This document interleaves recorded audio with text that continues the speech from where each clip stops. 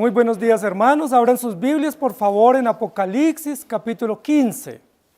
Estamos avanzando paso a paso en este estudio tan apasionante, tan generoso. Un estudio tan robusto, tan amplio, que nos recuerda toda la historia de la redención. Muchos no estudian Apocalipsis porque les da miedo y tienen pesadillas. Nosotros no estamos teniendo pesadillas, se nos están quitando las pesadillas.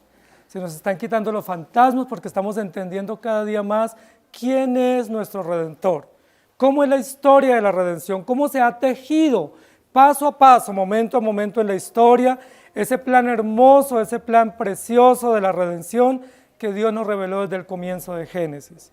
Desde Génesis hasta Apocalipsis está recreado aquí en este libro. Y en el capítulo 15 abrimos con una señal extraordinaria. Vi en el cielo otra gran señal, 7 ángeles con 7 plagas y con 7 copas de la ira de Dios. Pero simultáneamente, después de ese primer paso, dice, y vi también como un mar de vidrio, y sobre ese mar de vidrio los vencedores de pie, frente al Cordero, alrededor del Cordero, victoriosos, con las arpas de Dios en sus manos, y cantan el cántico de Moisés, siervo de Dios, y el cántico del Cordero diciendo. Queridos hermanos, el texto de esta mañana es un texto hermoso. Nos habla de una coral, nos habla de un pueblo redimido vencedor cantando. ¿Y qué mejor que cantar? ¿Está alguno afligido? Ore. ¿Está alguno alegre? Cante alabanzas y celebre las victorias del Señor. Y cantan el cántico de Moisés y el cántico del Cordero. Estamos en esta mañana ante dos cánticos. No pudiésemos decir que es un concurso de canto, con dos grupos en concurso. No pudiéramos decir que es un canto responsivo, donde cantan unos y responden otros. Estamos diciendo que todo ese grupo de redimidos o vencedores cantan los mismos cantos, o las mismas canciones o las mismas letras, y cantan. Tenemos dos cantos manifiestos aquí en el capítulo 15, el cántico de Moisés, siervo de Dios, y el cántico del Cordero. ¿Qué representan estos dos cánticos, o estas dos canciones, o estas dos letras, que justo en este escenario, cuando están los vencedores en el podium, se recrean? ¿Qué representan? ¿Qué cánticos son? ¿Qué dicen? ¿Quién los compuso? ¿En qué momento se han cantado? ¿Por qué son tan importantes para nosotros en esta mañana? ¿Y por qué Juan los escucha allá tras el mar de vidrio y los registra en este texto? Cantan un cántico nuevo. Nosotros vivimos en una sociedad que cada vez canta más. Muchos de los programas que roban la atención en la televisión son concursos de cántico, concursos de talento, concursos donde se prueba la voz y donde se prueba la potencia y la agudeza y la versatilidad en el cántico. Muchos de los concursos de nuestros programas de televisión son para medir la calidad y el color de la voz y donde se premia cierto género musical. Pero aquí no está hablando de un concurso de talento. No estamos ante un reality donde se presentan muchos y son seleccionados para ver quién tiene la mejor voz. No estamos diciendo que aquí están los finalistas, presentándose a la final con dos tipos de géneros. El género antiguo de música mosaica y un género contemporáneo de música improvisada. Estamos simplemente ante el cántico de los vencedores, que a lo largo de la historia han cantado y han cantado la misma música y por eso en el trono de Dios se presentan cantando. Lo que la sociedad canta en este tiempo realmente no es música. Ellos expresan voces, expresan sonidos, tienen música, tienen acordes, pero realmente no cantan, porque Dios creó al hombre para que cante para Él. Y si el hombre y la mujer no cantan para Él, realmente no cantan. Tienen sonidos, hay ruidos, hay melodías, hay armonías, pero no cantan.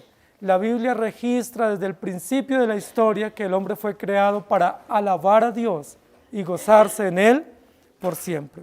Desde el capítulo 4 de Génesis nos dice que se construyeron arpas para cantar a Dios. Y aquí en el versículo 2 del capítulo 15 dice, y tenían las arpas de Dios, hablándonos que desde el comienzo de la historia el hombre fue creado para alabar y para adorar. El pueblo de Dios ha sido un pueblo que canta. Solo hay una época en la historia del pueblo de Dios en la cual este pueblo no cantó. Solo hay un momento en la historia que el pueblo de Dios dejó de cantar y tuvo que ser reprendido. Cuando estuvieron en el exilio, cautivados en Siria y Asiria, cuando estuvieron bajo el poder babilónico y luego bajo el poder de los persas, el pueblo de Dios dejó de cantar, quedó sumido en la tristeza, en la melancolía y en la depresión. Y ellos dijeron, es mejor no cantar. La Biblia dice que colgaron sus arpas en los árboles y debajo de los árboles se pusieron a llorar. Y dijeron, no hay motivo para cantar. Y Dios los reprendió. ¿Por qué? Porque en todo momento y circunstancia los creyentes deben de cantar. En todo momento y razón, no importa las presiones políticas, no importa las realidades judiciales o históricas, no importa las condiciones económicas que usted y yo pasemos, los creyentes fuimos llamados para cantar y tenemos que cantar. No le cantamos al despecho, no le cantamos al desamor, no le cantamos a la naturaleza, ni le cantamos a la vida, no le cantamos al deporte ni a nuestras fuerzas, le cantamos al autor y consumador de la fe. Él es el único digno de nuestra alabanza. Y lo que nos va a decir aquí es que Juan está presenciando un espectáculo maravilloso, una coral, una sinfonía armónica que se presenta en el trono para cantar. Y Juan va a registrar que él está allí en medio de dos cantos. Hay dos cantos que se están entonando. Son muchos los que dicen que solo es un canto, pero aquí dice, y cantan el cántico de Moisés y el cántico del Cordero. Juan va a hacer una distinción, que sí hay dos cánticos aquí. Hay un cántico histórico, un canto común que se eleva a Dios en medio de circunstancias de la experiencia humana, pero hay un canto final o un canto cristológico que se va a elevar al final de la historia y los creyentes lo cantan. Y cantan, estamos entre cantos, vivimos entre cantos, entre el cántico de Moisés y el cántico del Cordero. La realidad del creyente es un común diario vivir en medio de dos cánticos. ¿Y por qué son importantes los cánticos? ¿Por qué son importantes las canciones y las letras de lo que cantamos? La Biblia nos lo va a decir aquí. La Biblia registra muchos cánticos. Moisés tiene varios cánticos registrados en la Biblia. Tenemos el cántico de Débora, el cántico de Barat, tenemos el cántico de Jeremías, el cántico de Isaías, tenemos el cántico de David, que fue todo un salterio, ¿sí? Todo un himnario amplio de cánticos, de canciones. Tenemos el cántico de Ana, tenemos tantos cánticos en la Biblia y en el Nuevo Testamento también. Pero aquí solo se nos va a mencionar un cántico del Antiguo Testamento, y es el cántico de Moisés. ¿Por qué es tan importante el cántico de Moisés a diferencia de los otros cánticos del Antiguo Testamento? ¿Por qué se eleva a este nivel, ¿sí?, de ser cantado en el trono celestial y de ser escuchado por la multitud de vencedores? Claramente el texto dice, y cantan el cántico de Moisés. No dice y cantaron, no dice y cantaban, dice y cantan, es decir, constantemente, permanentemente, estos vencedores cantan el cántico de Moisés. Y para poder entender el cántico de Moisés, tenemos que irnos al Éxodo y tenemos que entender esa realidad. Moisés escribió varios cánticos, pero claramente la Biblia nos distingue dos cánticos. Uno se escribe en Éxodo capítulo 15 y el otro en Deuteronomios 32. Uno lo escribe Moisés al comenzar su travesía por el desierto y el otro lo escribe al final. Es decir, la vida de Moisés vivió entre cánticos. Uno dando apertura a la historia de la redención en el desierto, y otro cerrando ese capítulo de la travesía en el desierto. Moisés comenzó incitando al pueblo a cantar y terminó incitando al pueblo a cantar. No hay momento en la historia en el que no debamos cantar. Moisés, dice la Biblia, fue un niño que nació bajo amenaza. Un niño que según los criterios del emperador, del faraón, no debiera haber nacido. Moisés nació bajo amenaza. Realidades políticas, económicas, jurídicas y militares adversas para una sociedad, especialmente para el pueblo de Dios. Los hebreos estuvieron amenazados bajo este reino de este rey faraón. Estuvieron bajo amenaza y bajo sentencia de muerte. Todo niño varón que nazca debe ser echado al Nilo. Que se lo coman los cocodrilos.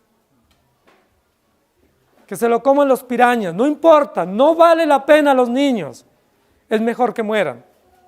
Moisés estaba amenazado. Los padres de Moisés, Amram y Jocabed, estuvieron bajo esa realidad de angustia. ¿Qué hacemos? Dios nos da la orden de preservar la vida. Dios nos ordena multiplicar la descendencia. Creemos que nuestros hijos son de Dios, pero tenemos a la par un edicto del emperador. Y el emperador dice, los niños deben morir. Es mejor no arriesgarse. En medio de esas dos realidades, la fe por un lado, las convicciones profundas, pero por otro lado las realidades políticas, económicas y civiles, ponen en confrontación o en evidencia nuestra verdadera confianza en el Señor. ¿Qué hacemos? La Biblia dice, Amram y Jocabed tuvieron fe en Dios. Y como tuvieron fe en Dios, decidieron que Moisés naciera. Y nació Moisés y le vieron niño hermoso y le ocultaron por 3 meses. Pero no pudiendo ocultarle más, pusieron una canastilla de juncos a la orilla del Nilo. Por la fe le escondieron, por la fe le preservaron, por la fe resistieron la orden del emperador mientras ellos cantaban. Moisés fue salvado de las aguas y ese fue el nombre que le asignaron. Salvado de las aguas, es decir, salvado de morir, salvado de la amenaza del faraón. Y la propia hija del faraón lo cuidó y lo tuvo en el palacio hasta los 40 años. Moisés fue un milagro de Dios en medio de realidades políticas y judiciales e ideológicas perversas. Mientras tanto, Dios ordena a su pueblo que cante. Aquí el texto dice, y cantaron el cántico de Moisés. No dice cantaron el cántico del pueblo en el desierto. Nos muestra quién fue el autor, quién fue el legislador en ese momento histórico. Nos cuenta en ese periodo histórico cuál fue el hombre más sobresaliente. Y el hombre más sobresaliente en esa historia se llama Moisés, que lideró no solamente una revolución contra el imperio, sino también la liberación del pueblo del medio de la esclavitud. La Biblia nos dice que Moisés, por la fe, decidió no llamarse hijo de la hija del faraón. Rehusó los privilegios del Estado, rehusó los beneficios del imperio, con tal de ir a pasar aflicciones en el desierto con el pueblo de Dios. Por la fe Moisés se enfrentó al faraón, y enfrentándose al faraón tuvo victoria, y logró cumplir su cometido, que es sacar al pueblo de la esclavitud y llevarlo camino por el desierto a la tierra prometida. La Biblia nos dice que en ese momento histórico había mucha confrontación y mucha confusión. Sin embargo, en medio de tanta enemistad y tanta violencia de los egipcios contra ellos, el pueblo de Dios no se dejaba de sorprender de ver las maravillas del Señor. Primero vieron cómo Dios los preservó durante 440 años finales. Luego vieron cómo Dios devastó al imperio a través de 10 plagas terribles. Y luego vieron cómo Dios les abrió el mar rojo para que ellos pasaran en seco. Una vez pasan el mar rojo, ellos ven que sus enemigos los persiguen. Y los persiguen de forma inclemente. No los persiguen para convencerlos de regresar. Los persiguen para matarlos, para destruirlos, para secuestrarlos. Estos soldados y ejércitos inclementes del faraón los persiguen. Y es terrible la escena que ellos viven. Ellos caminando despacio porque van con mujeres, niños y ganado, pasando por el Mar Rojo, pero atrás unos ejércitos veloces en carros cerrados y con caballos fuertes persiguiéndolos. Ellos pasan el Mar Rojo y una vez pasan el Mar Rojo, sus enemigos que los persiguen son anegados en ese mismo mar que los salvó a ellos. Y justo en ese momento, justo ante ese hecho tan dramático, tan espectacular para la retina, tan terrorífico para unos y tan placentero para otros, ellos comienzan a cantar.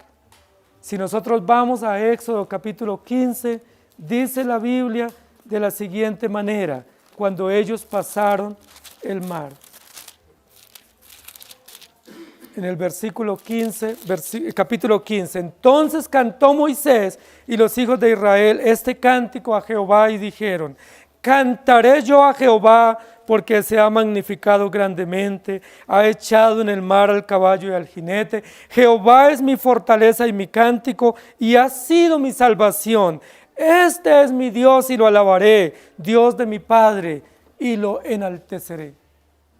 Justo en esta coyuntura, en este momento tan espectacular, cuando ellos han pasado a salvo y han visto la muerte de los ejércitos enemigos, quizás apenas los están viendo zambullirse en el mar, logran ver los restos de los carros y las cabezas de los caballos hundiéndose, ellos comienzan a cantar.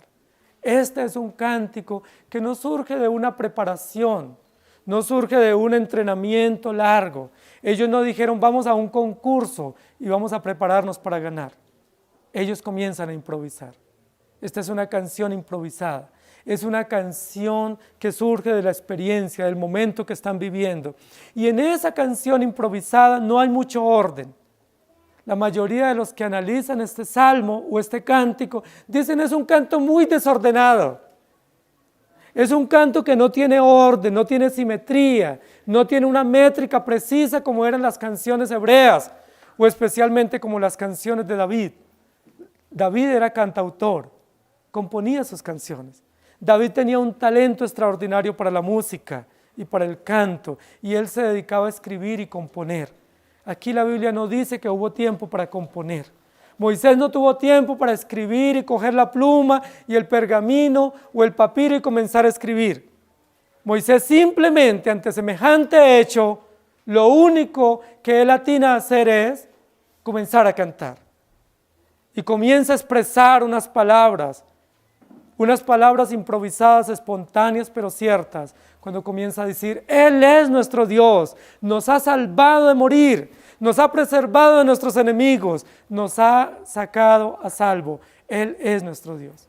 Este cántico, que es llamado el cántico de Moisés, tiene 3 momentos, por eso se le llama un cántico tridimensional, o es un cántico en 3 momentos o en 3 notas, el pasado, el presente y el futuro. Aunque no es un cántico ordenado, aunque no es un cántico estructurado en métrica o en rima, aunque no es un cántico al mejor estilo de un compositor, sí es un cántico verdadero. Es un cántico que surge del corazón. Es una canción que surge de lo más profundo de las entrañas de un pueblo que tiene fe en Dios. Es un cántico que surge de las profundas entrañas y de las vivencias de un pueblo que vive los rigores de la opresión, pero que en medio del rigor de la opresión sabe que Dios es su libertador. Que en medio de la angustia por la vida y la sobrevivencia, en medio de conflictos políticos y económicos, en medio de decretos contra la vida, ellos saben que el único que los puede sostener es el Señor de la vida y la existencia. Este pueblo canta y cantan el cántico de Moisés. ¿Qué es lo primero que cantan en esta canción de Moisés? Lo primero que ellos cantan es al autor de la salvación. Lo primero que ellos reconocen es Dios es nuestro Salvador. Él es el que nos ha permitido estar a salvo y nos ha guardado de morir. La salvación del Señor, profundo contenido en los cánticos teológicos. Profunda verdad, estructura conceptual y teológica para nosotros poder cantar. No cantamos por detalles que recibimos, No cantamos por pequeñas cosas, cantamos por el gran programa de Dios que es salvar a su pueblo. Cantamos porque hay un gran programa que se llama el decreto eterno y que en la historia salvífica se conoce el pacto eterno de redención. A ese Dios cantamos, al autor de la fe, al autor de la salvación. Es interesante que en este cántico Moisés dice, Él ha sido nuestra salvación, Él es nuestro Salvador. A Él le cantamos. Parecen como unas barras bravas aquí. Es como un cántico de victoria, coreando a quien les ha dado el triunfo. Él es, ese es mi Dios, es mi Salvador, es mi Señor y protector. Él nos ha salvado, no morimos, no por nuestras fuerzas, no morimos porque Él nos ha salvado. El cántico de Moisés es un cántico extraordinario. Se convirtió en un cántico tan extraordinario.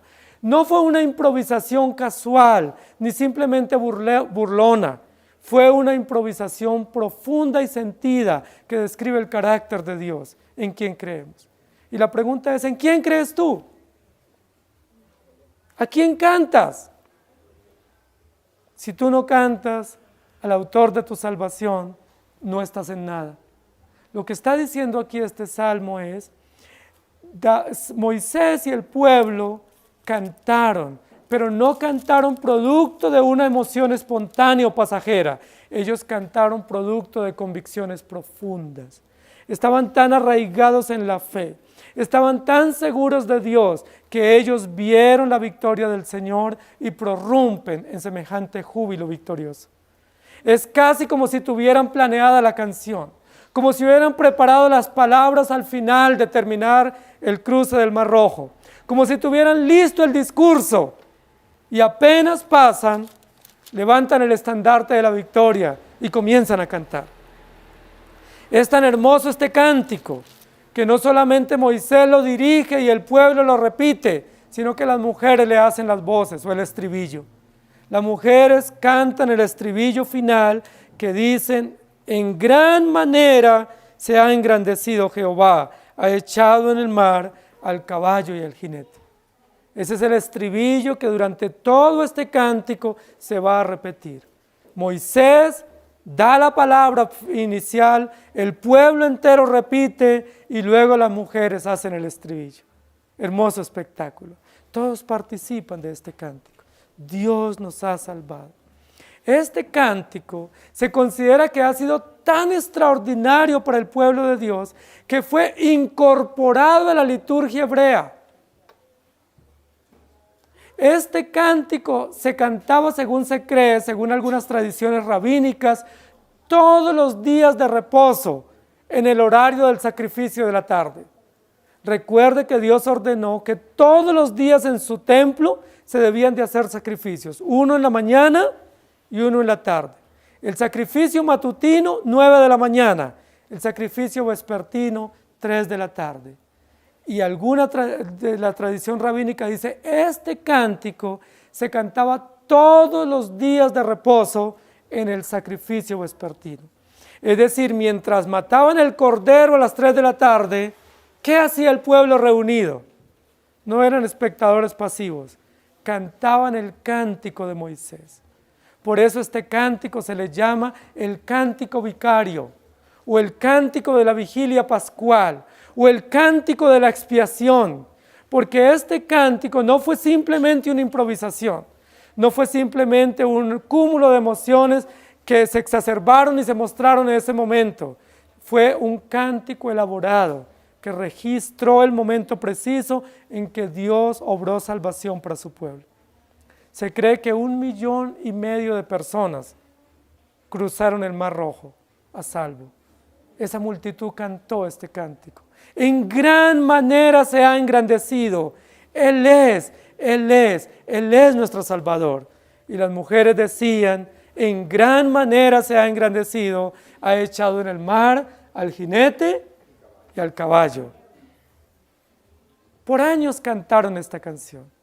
Es decir, desde la época de la liberación Aproximadamente en el año 1500 antes de Cristo se cantó esta canción, se incorporó a la liturgia y se cantó todo el tiempo en el Antiguo Testamento.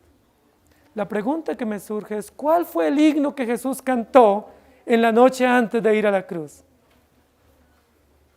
La Biblia dice, después de haber cenado, cantó el himno con sus discípulos. ¿Cuál himno? Aquí dice, cantaron el cántico de Moisés y el cántico de los redimidos. El único himno que sabemos que tradicionalmente se cantaba en esa liturgia o en ese sacrificio era el cántico de Moisés. En gran manera se ha magnificado nuestro Dios porque nos ha sacado de la opresión y nos ha salvado.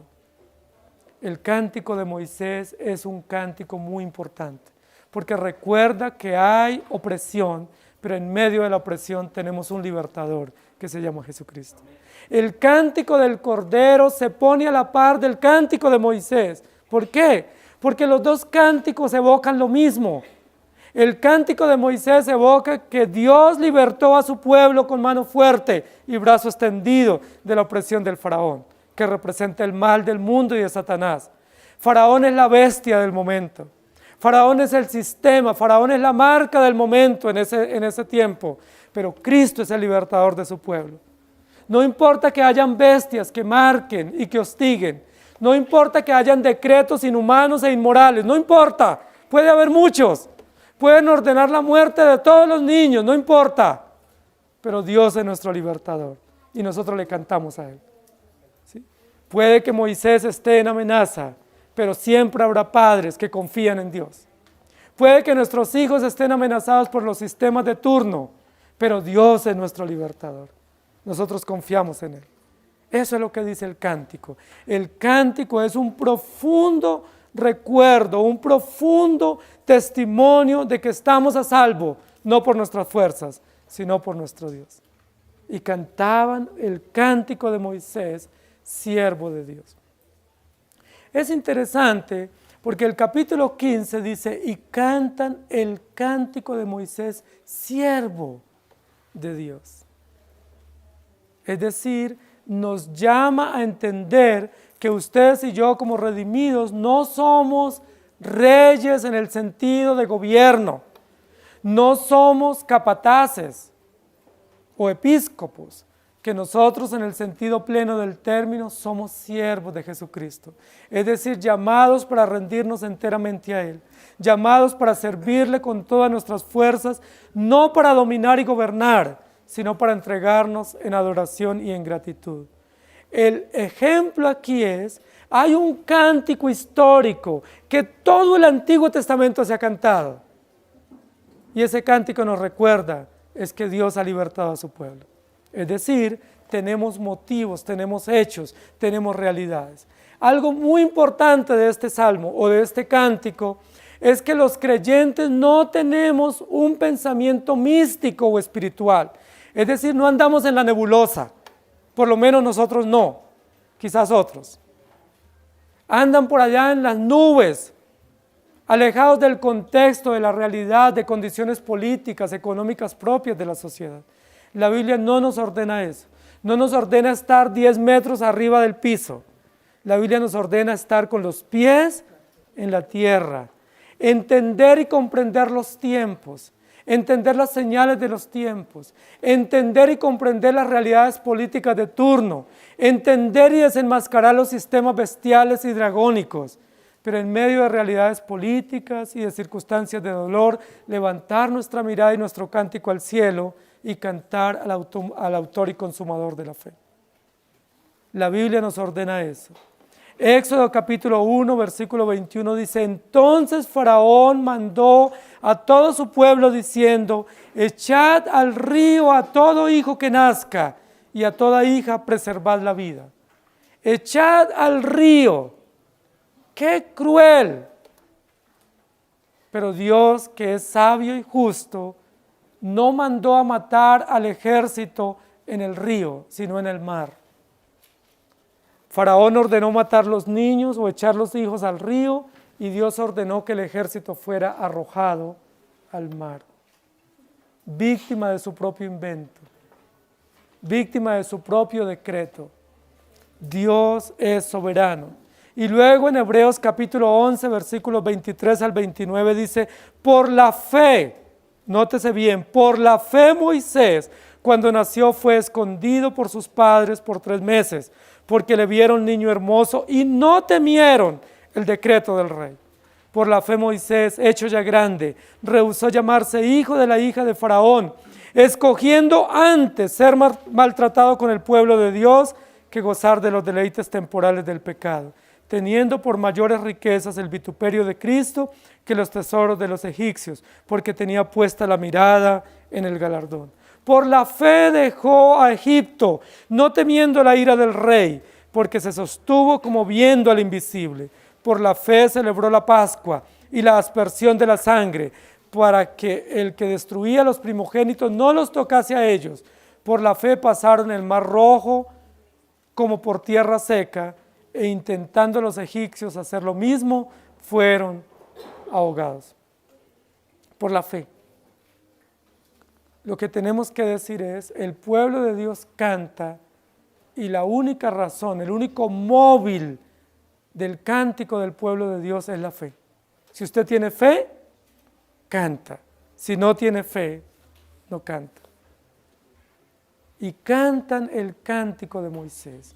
¿Qué dice en primer lugar el cántico de Moisés? Tú eres nuestro Salvador. Tú eres nuestro Redentor. En ti solamente está nuestra esperanza.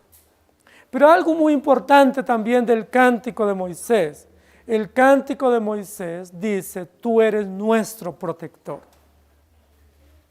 Tú ya nos has salvado, pero tú también nos has protegido. Es decir, tú eres nuestro defensor. Había un temor inminente de morir bajo el imperio. Estaban bajo mucha amenaza los hebreos. La Biblia lo registra como un gran dolor y aflicción que vivía su pueblo. La Biblia dice que estaban en gran manera angustiados en Egipto, con temor de morir. ¿Quién preservó la vida del pueblo de Dios en Egipto? ¿Quién fue su protector? ¿De qué los protegió? Hay algo que va a permanecer en la retina del pueblo que presencia este espectáculo extraordinario, y es: ha echado en el mar al jinete y al caballo. ¿Por qué eso fue tan espectacular para ellos? Cuando uno mira una película, especialmente una película que es impactante a los sentidos, a la mente, a la razón, uno siempre se queda con algo de esa película. Es decir, uno dice, me gustó toda la película, fue fascinante, pero recuerdo esto. Sí, hay algo que lo tengo en mi retina o en mi memoria o en mis labios. Lo que más quedó o lo que perduró en la memoria del pueblo que presenció este momento fue: ha echado en el mar al jinete y al caballo. ¿Por qué eso?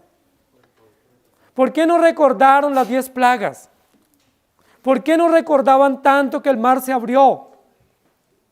¿Por qué ellos vieron con más espectacularidad y por qué eso se guardó en la memoria, que echó en el mar al jinete y al caballo? Lo repiten una y otra vez y lo van a repetir. Es un estribillo para ellos. Cada vez que yo recordaba en ese momento decía, sí, el día que echó en el mar al jinete y al caballo. Hermanos queridos, la mayor tecnología que existía en ese momento eran caballos con carros cerrados. No había artillería pesada más que esa. No había armas nucleares como hoy. No habían tanquetas de guerra ni portaaviones. No habían misiles ni lanzacohetes, que eso sería lo hoy más espectacular para nosotros en armamento militar o nuclear, ¿sí? Cuando una nación dice es que tenemos armamento nuclear, uno se estremece, ¿sí? Y los gobiernos se rinden ante esos gobiernos tan poderosos, o se arman bloques políticos y militares porque saben que hay que protegerse, porque están en peligro. El mayor armamento, el armamento más poderoso, más temible que existía en ese momento eran caballos jalando carros cerrados, es decir, carros y carretas. Era el armamento más poderoso. Los caballos los conocieron los hebreos en Egipto, no los conocían antes. Salomón los importó de Irán y de Irak, no eran propios de los hebreos o de los palestinos o los judíos. Y ver caballos no solamente en el campo como animales salvajes, sino verlos domados, jalando carros cerrados y llevando soldados con flechas, pues era terriblemente atemorizante. Mientras tanto, los hebreos estaban llevando personas, llevando sus hijos, cargando sus maletas, sus bolsos, sus mochilas y arriando sus ganados. El arma de los hebreos era su fe en el Señor, pero el arma de los egipcios eran caballos entrenados y soldados preparados. Cuando ellos ven estos ejércitos que los persiguen, veloces tras ellos, ellos se atemorizan. Y cuando presencian este milagro, por eso lo que ellos más recuerdan es: Dios derrotó a nuestros enemigos. Sabíamos que Dios era poderoso para guardarnos, pero no habíamos visto tal, que las armas más fuertes o que la artillería pesada de los egipcios quedara anegada en el mar. Eso no lo habíamos visto. Eso es asombroso, eso es maravilloso, eso es grandioso. Él es nuestro protector. Esa es la segunda estrofa, ese es el segundo componente de esta canción. En el pasado nos protege, nos salvó de morir, pero nos sigue protegiendo. Él es nuestro defensor. Si echó carros al mar, si echó jinetes y caballos al mar, la pregunta es: ¿no podrá defendernos hoy? ¿No podrá defender a su pueblo? ¿Habrá algún decreto, alguna decisión de la Corte, alguna entidad internacional que no pueda ser doblegada ante Dios? ¿Habrá algún congreso interamericano o alguna entidad mundial que no pueda ser desdibujada y deshecha ante los ojos de nuestro Dios que defiende su pueblo? Noten lo siguiente: Faraón ordena matar niños, Herodes ordena matar niños, y hoy nuestros gobiernos también ordenan matar niños. El mismo cuento, la misma carreta de los egipcios, pero Él es nuestro protector. No importa que nuestros hijos, nuestros hogares y nuestra fe esté amenazada. No importa que vivamos bajo presión y represión. Lo que importa es en quién creemos y quién es nuestro Dios. Faraón puede estar armado hasta los dientes. Faraón puede intimidar a cualquiera, pero al pueblo de Dios no lo va a intimidar. ¿Por qué no lo va a intimidar? Porque no le comemos cuento a ninguno. Nosotros solo le comemos cuento al autor y consumador de la fe. Por la fe lo escondieron, porque no temieron al decreto del rey. Por la fe rehusó ser hijo de la hija del faraón, porque no le temió al rey. Y por la fe, dice, esparció la sangre por los dinteles de las puertas, porque no le tuvo miedo al faraón. Qué cosa tan extraordinaria. Y parecía que Moisés era melancólico y endeble, pero lo que nos dice la Biblia, siendo así físicamente, en su carácter profundo, movido por convicciones de fe, es un hombre firme y enérgico. Y cantaban el cántico de Moisés, siervo de Dios. La pregunta que tenemos que hacernos es: ¿ante quién te doblegas tú? Porque son muchos los que se doblegan ante las bestias y los dragones de turno. Son muchos los que se rinden ante las marcas faraónicas. Son muchos los que se rinden ante los imperios o edictos de los Herodes o los Césares. Y son muchos los que se rinden ante los sistemas de transacción del mundo. Recuerden que cuando dijimos la marca de la bestia, dijimos que la marca de la bestia se reduce en transacciones, en negocios, en inversiones, en economía. Es probable que usted diga: yo no me rindo ante nadie sino ante el Señor. Es muy probable, pero todos sus principios económicos y sus negocios están marcados por la bestia o por el dragón. Es probable que usted diga: yo no, yo adoro solo a mi Señor.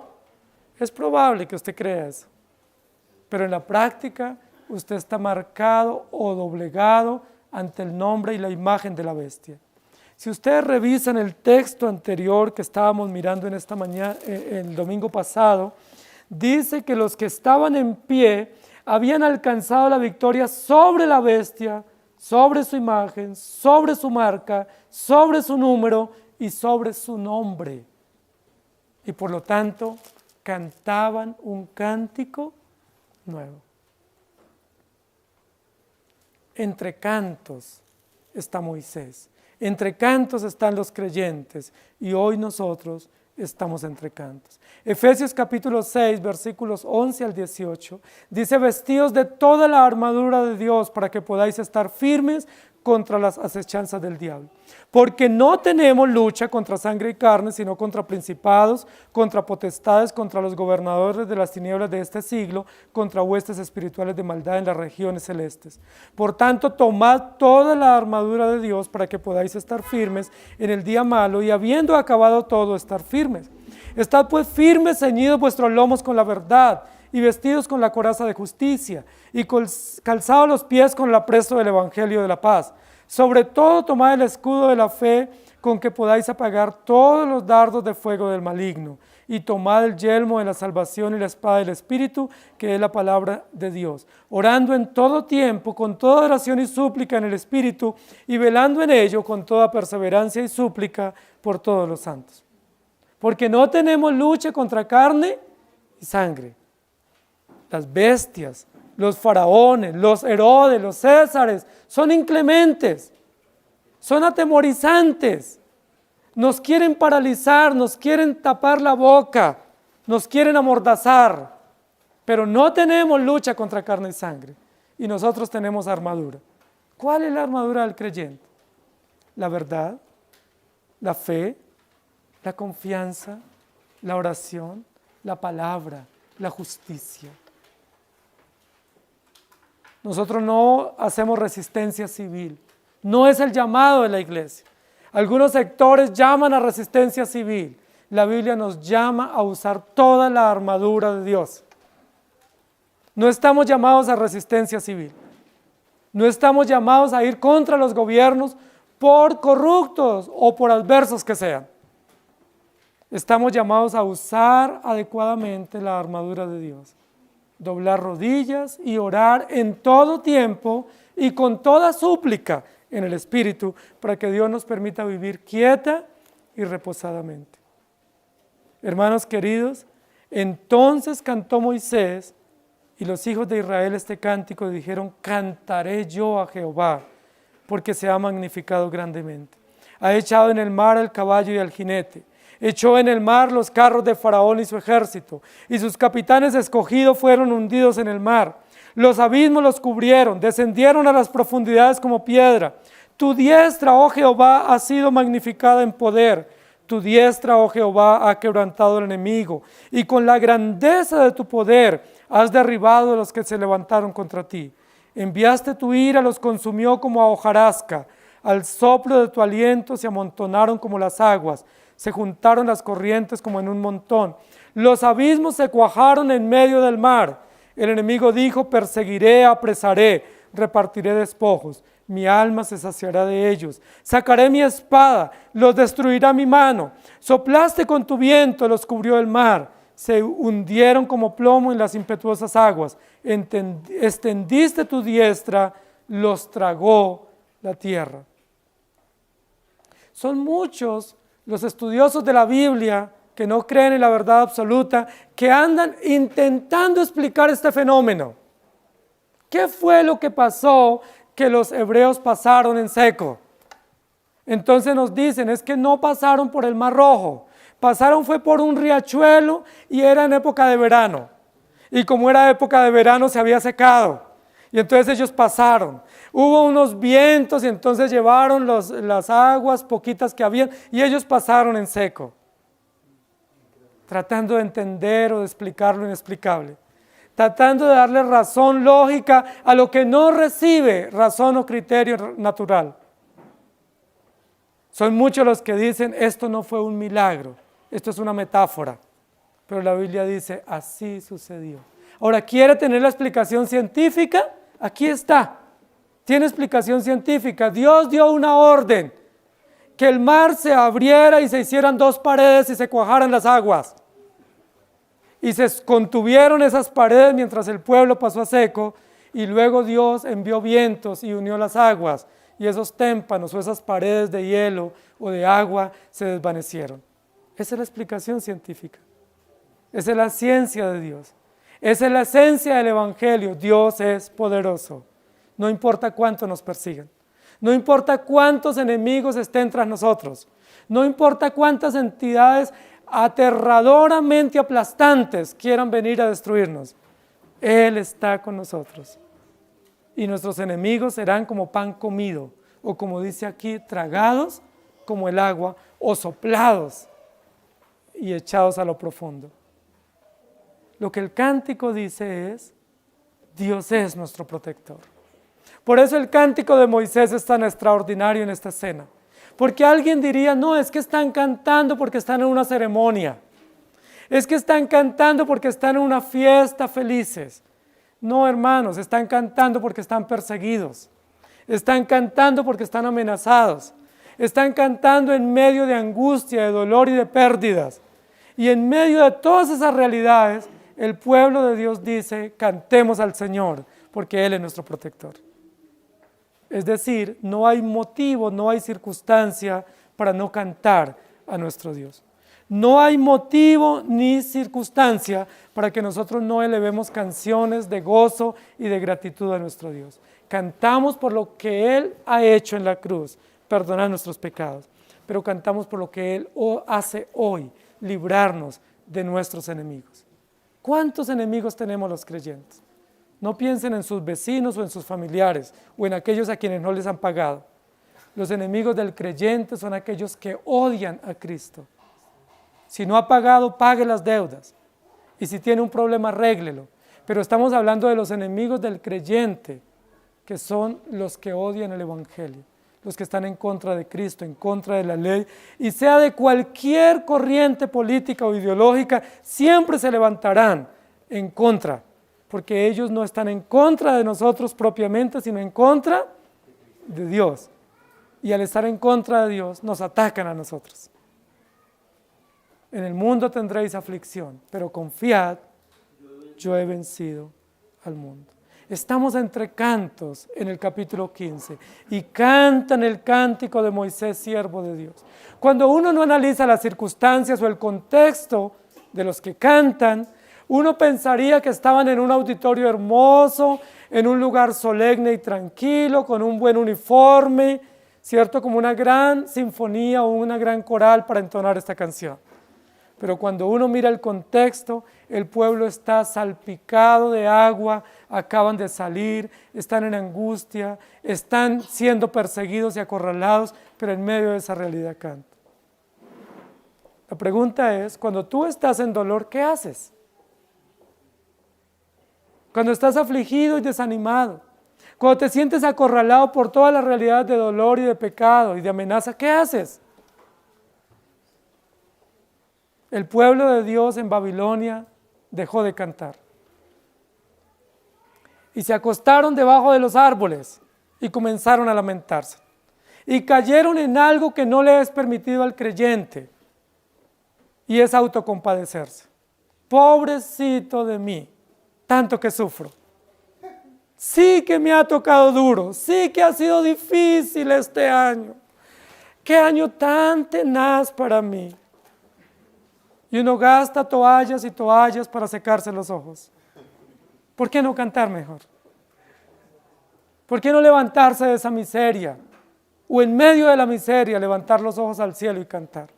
¿Por qué no decir Dios es bueno y es nuestro protector?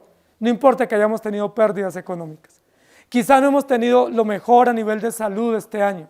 O quizás hemos tenido grandes pérdidas y grandes aflicciones, pero Él sigue siendo nuestro Dios. Y seguiremos cantando, porque no cantamos por lo que tenemos o recibimos o merecemos, cantamos por lo que Él es y por lo que Él ha hecho, y siempre habrá motivos para cantar. Por eso el único periodo en la historia que el pueblo de Dios no cantó fue en Babilonia. ¡Qué vergüenza! Dios los llevó a cantar y ellos se acuestan a autocompadecerse. y el pueblo observándolos. Y eso quedó registrado en la Biblia. Quedó registrado que el pueblo cayó en la autolástima, autoconmiseración. Se consentían a sí mismos y decían, pobrecito, me ha tocado duro. Y Dios los había llevado allá para que cantaran, para que exaltaran a Dios, para que proclamaran quién era su libertador, para que testificaran que ese no era el final de sus vidas, que el creyente tiene un final glorioso. Puede que aquí el final sea triste. El cántico de Moisés es un cántico con 3 tonos. El tono del pasado por la salvación recibida, el tono del presente por el cuidado y la preservación, pero tenemos una nota alta en este cántico, que es el tono del futuro. La nota más alta de este cántico es, nos aguarda lo mejor. Caminamos al porvenir y el porvenir es mejor, no por lo que venga aquí en la tierra, sino por lo que nos aguarda en la gloria celestial. Lo mejor está por venir. Aún no hemos disfrutado plenamente, tenemos solamente las arras, tenemos solamente una garantía inicial, una cuota inicial, pero nos espera lo mejor. El cántico de Moisés evoca en varios lugares del Salmo esa mención de que Dios nos dará victoria plena de todos nuestros enemigos. Es decir, ya fuimos guardados, pero esperamos lo mejor. ¿Qué era lo mejor que esperaba Moisés y el pueblo? En términos prácticos, conquistar la tierra prometida. Era el sueño, era la expectativa, era lo que a ellos los trasnochaba, era por lo que cantaban. Cuando ellos cantaban no había dolor ni angustia, había esperanza. Había gratitud, había un horizonte seguro y certero. Caminamos en dirección de la tierra prometida. Vamos caminando con pasos seguros, no importan las adversidades. ¿Por qué? Porque el que nos sacó y nos guarda, nos lleva al fin o al puerto seguro para el cual nos sacó. El puerto seguro es la tierra prometida. El cántico de Moisés por eso se cantaba en la liturgia vespertina del día de reposo, porque el pueblo de Dios siempre es el pueblo de la esperanza. La Biblia dice, no somos como los que no tienen esperanza. Los que no tienen esperanza no vinieron hoy, porque la esperanza de ellos son sus negocios, la esperanza de ellos son sus utilidades, la esperanza de ellos son sus logros. Pero aquellos que tienen la esperanza en el Señor vienen aquí a rendirle alabanza. La nota final, la nota más aguda de este cántico es, aguardamos al Señor. El Señor viene. Ven, Señor Jesús, que tu pueblo te espera. Esa es la nota más alta, es el punto más elevado, más emocionante de este cántico.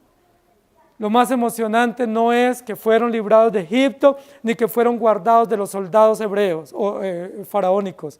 Lo más grandioso es que somos pueblo de Dios y viviremos con Él. Hermanos queridos, esta canción se pone a la par de la canción de los redimidos. ¿Y se acuerdan cuál es la canción de los redimidos? Porque tú eres digno de abrir el sello y de abrir el libro y desatar sus sellos, porque tú fuiste inmolado y por tu voluntad todas las cosas existen y son. A la misma par se pone el cántico de Moisés, porque el cántico de Moisés nos recuerda que Dios es nuestro libertador, que Dios es nuestro preservador, pero que Dios consumará esta historia. No fuimos traídos aquí para quedar aquí, fuimos traídos aquí para el más allá. Fuimos sostenidos y preservados hasta aquí para vivir para Él eternamente. Colosenses capítulo 3, versículo 16 dice, la palabra de Cristo more en abundancia en vosotros, enseñándoos y exhortándonos unos a otros en toda sabiduría, cantando con gracia en vuestros corazones al Señor con salmos e himnos y cánticos espirituales. Hay una corriente supremamente conservadora, ¿sí? Perdóneme la palabra, sectaria, que terminan diciendo que no podemos cantar sino solamente los salmos de David. ¿Y entonces qué hacemos con el cántico de Moisés? ¿Y qué hacemos con el canto de los redimidos? ¿Y qué hacemos con los cantos de Apocalipsis y los cantos de Pablo y los cantos del Antiguo Testamento que no pertenecen al Salterio ginebrino? ¿Qué hacemos? Aquí dice, y cantaban el cántico de Moisés, no dice, y cantaban el Salterio de David. Y perdónenme las ironías, suelo hacerlo de vez en cuando. Y cantaban el cántico de Moisés. Es decir, la génesis de la alabanza, la génesis de la himnología cristiana está en Moisés, en el Éxodo. No está en David. El punto más alto en la himnología bíblica no es David, es Moisés, lo estamos leyendo acá. Y cantaban el cántico de Moisés y el cántico del Cordero, que dice, dos puntos. Hermanos queridos, Dios consumará esta historia. A veces vemos la historia tan caótica y tan deprimente. A veces cuando vemos estas épocas de temporada y cuando vemos circunstancias tan confusas en nuestra sociedad, nos deprimimos. A veces cuando vemos las realidades propias de nuestro corazón y de nuestra iglesia, también nos deprimimos, también nos desalentamos. Pero este cántico nos llama la atención para no desalentarnos, para mirar al Señor. Para que no importa las circunstancias, cantemos a nuestro Dios. Cantemos a aquel que nos ha salvado, cantemos a aquel que nos ha preservado y cantemos a aquel que nos llevará a vivir con Él en la gloria celestial. Si ese es el motivo, vale la pena cantar. No cantamos porque tengamos bonita voz, no cantamos por el timbre o el tono o el color de la voz. Aquí no se califica el tono o el timbre. Aquí no se califica la melodía o el alcance o la potencia de la voz. Aquí se califican las convicciones. Aquí no cantan los que tengan buena voz. Aquí cantan los que tengan convicciones. Y los que tengan convicciones de fe profundas, es decir, los creyentes. No importa si la voz no es tan buena, no importa si la melodía no es tan armónica, lo que importa es que tengamos convicciones profundas, que entendamos que Dios es nuestro Salvador, que Él nos ha preservado y que Él nos lleva a puerto seguro. Por lo tanto, a cantar. Y cantaban el cántico de Moisés. Ahora, ¿por qué entre cantos? Porque nosotros generalmente tenemos realidades de dolor, pero también realidades de victoria. Y en medio de esas dos realidades cantamos y caminamos. Querida iglesia, nuestra iglesia está en las manos del Señor. Nuestra iglesia está y será preservada por el Señor. No importa las amenazas. De dentro, de afuera y de los lados y de arriba.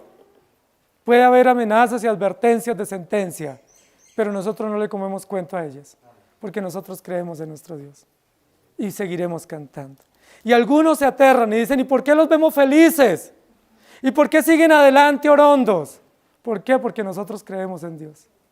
Porque las circunstancias pueden pasar y pueden devastarnos, pueden diezmarnos y pueden causar gran afectación, pero no podrán destruirnos. El apóstol Pablo lo dice claramente, derribados, pero no destruidos. Afligidos, pero no desconsolados. La palabra de Dios es clara y precisa y que el Señor nos ayude a cantar, pero no a cantar cualquier cosa. Que cantemos el cántico de Moisés, que registra la historia de la redención y que registra las verdades profundas de la salvación y que cantemos el cántico del Cordero, que es el cántico de los vencedores. Y hermanos queridos, cuando se sientan un poco afligidos, recuerden la Escritura. Y recuerden que un día los creyentes estaremos sobre el mar de vidrio en el podio de los vencedores. No por mérito, no por esfuerzo, no por ninguna dedicación nuestra, sino porque a Él le plació y porque Él que le plació lo ha hecho todo y nos sostendrá hasta el final. En ese día glorioso no habrá llanto ni dolor. Aquí a veces cantamos y se conjuga nuestro cántico con nuestras lágrimas. Aquí a veces se conjuga nuestro cántico con nuestra consternación, pero en medio de ello tenemos que cantar y que el Señor nos ayude. Pero un día, muy pronto, cantaremos y no habrá lágrimas ni dolor. Solo señales victoriosas y plenas, absolutas, cumplidas por el autor y consumador, por Jesucristo, el Cordero vencedor. Amado Señor, gracias porque nos enseñas a cantar. Y gracias porque nos llevas a cantar y nos recuerdas que en medio de los momentos y circunstancias que pasamos, políticas, económicas, militares, ideológicas, judiciales, por las circunstancias que vivimos en los hogares, en los empleos, por las circunstancias personales de salud, emocionales y también pecaminosas, que en cualquier situación o circunstancia, la mejor medicina para las emociones contraídas es cantar a ti. La mejor medicina para emociones diezmadas o consternadas es levantar nuestro cántico a ti. Que la mejor terapia, el mejor ejercicio, el mejor deber, la mejor práctica para alguien que está afligido, para alguien que está debilitado, es cantar a ti. Y gracias porque tenemos sendas canciones para cantarte. Muchas de ellas registradas en la misma escritura, himnos y salmos y cánticos espirituales.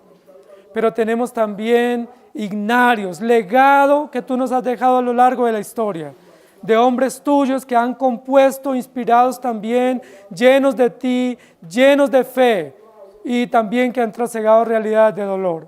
Cantamos recordando que tú eres el autor y consumador de la fe. Cantamos recordando que el pasado te pertenece a ti. Cantamos recordando que el presente es tuyo. Y cantamos recordando que no hay temor al futuro, porque tú todo lo tienes bajo control. Cantamos recordando que eres nuestro Salvador, que eres nuestro protector, pero que eres el consumador de la historia de la redención. Cantamos en todas las notas. Hay mezcla de notas y de sonidos y de armonías, a veces con algunas notas graves y a veces mucho más agudas. A veces con notas melancólicas, pero a veces con notas más victoriosas y más enérgicas, cual soldados vencedores.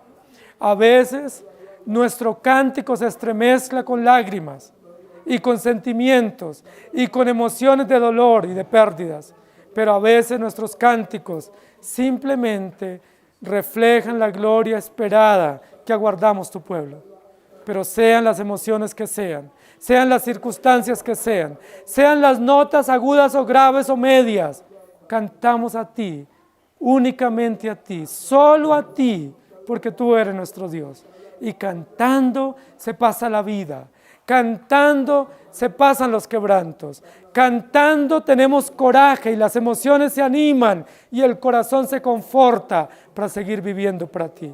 Cantando somos consolados y cantando somos llenos de esperanza. No hay nada mejor que cantar en medio de las circunstancias y recordar que tú eres nuestro Dios. Cuando tú mismo fuiste a ser entregado, en esos momentos previos a la entrega, cuando el traidor te señalaría con el beso, en esos momentos previos tú también cantaste con tus discípulos y nos enseñas a cantar. Entre cantos se vive la vida y avanzamos a la eternidad, porque pronto pasan y volamos y estaremos contigo por siempre. Gracias te damos en el nombre de Jesús. Amén. Señor les bendiga, iglesia.